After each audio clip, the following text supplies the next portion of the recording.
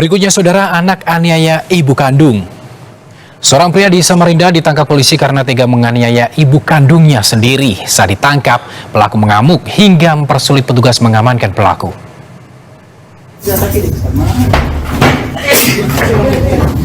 Seorang pria ditangkap polisi usai diketahui melakukan penganiayaan terhadap ibunya. Saat akan diamankan, pelaku sempat mengamuk sehingga proses penangkapan berlangsung cukup lama.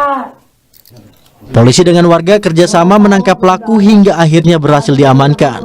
Kronologi awal terima laporan dari warga melalui akun Samanda Siaga 112 bahwasannya ada seorang pemuda yang memukul ibunya, menganiaya ibunya, sehingga pihak keluarga menelpon ke panggilan emergensi Samanda Siaga 112 dan tim Samanda Siaga untuk penanganan.